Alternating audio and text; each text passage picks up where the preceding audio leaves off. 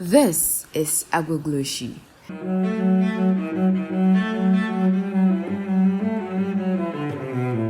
A place widely reported to be the world's most toxic e-waste dump site.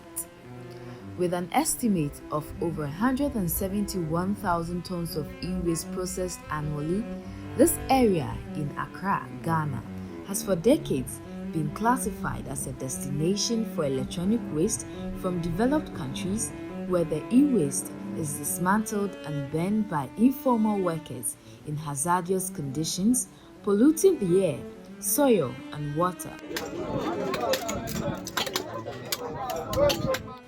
However, recent developments have significantly improved the situation in Agbogbloshie, and the formal media coverage is no longer an accurate reflection of its current state. Hence, the need to recognize the progress that has been made. The practice of dumping e-waste in developing countries like Ghana has for years been criticized for its negative impacts on public health, environmental degradation, and human rights abuse.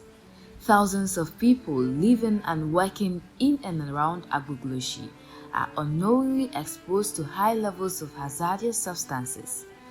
Electronic devices are known to contain hazardous metals like lead, mercury, and cadmium, which can leach into the soil and water when improperly disposed of. These toxins can contaminate groundwater and nearby water sources, leading to pollution and harmful aquatic life. Also, e-waste produces harmful greenhouse gases when burned, contributing to climate change. When people are exposed to toxic substances found in e-waste, it can lead to a range of health problems.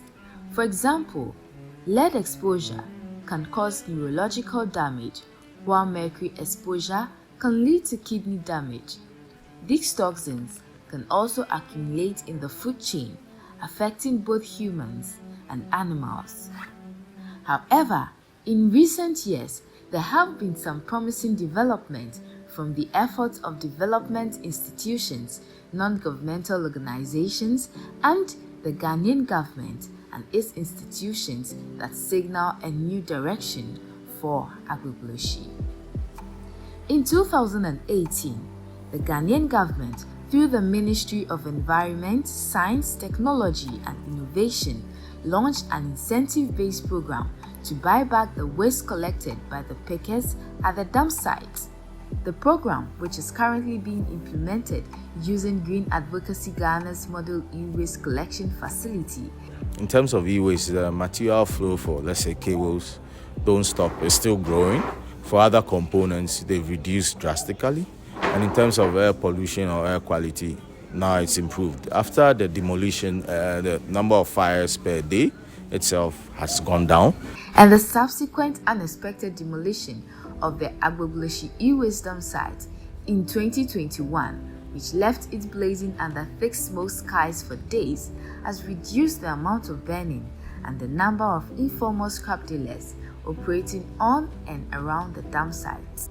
Additionally, through Parliament and the Electricity Commission, the government in November 2022 announced the implementation of a new policy prohibiting the importation of some new but substandard and used electrical appliances, which is expected to reduce the amount of e-waste arriving at Agbogbloshie in the future.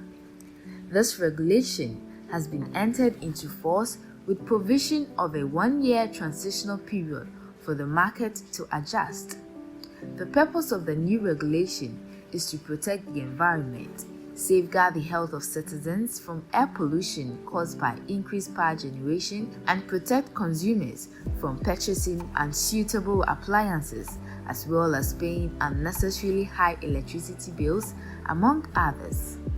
These new developments have raised the hopes that Agbogbloshie can transition from a symbol of environmental injustice to a model for sustainable e-waste management. However, challenges remain. Since the demolition, the informal e-waste recycling and pollution associated with Agbogbloshie have not died down. The burning of electronic cables for the extraction of copper still takes place right beside the former scrapyard, which has now been fenced off. Most of the scrap dealers believe that completely relocating away from the area will not be good for business.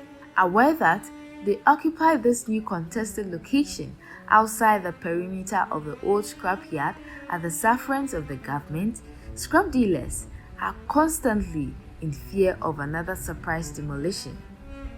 It has almost been 2 years since the demolition of the Agbogbloshie scrapyard, and many continue to argue that not only were people's livelihoods destroyed, but also a vital industry.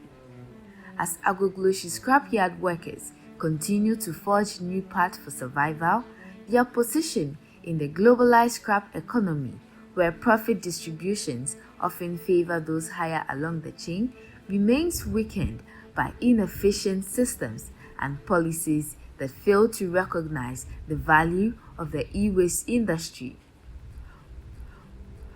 While the recent developments in Agbogbloshie have raised hope that the area can transition from a symbol of environmental injustice to a model for sustainable e-waste management, there's still a long way to go. The new policy prohibiting the importation of some new but substandard and used electrical appliances is a step in the right direction, but it will take time for the market to adjust. The government and other stakeholders must work together to create a more sustainable and efficient e-waste management system that prioritizes the health of workers and the environment while recognizing the value of the e-waste industry. Only then can Agbogbloshie truly become a model for the rest of the world to follow.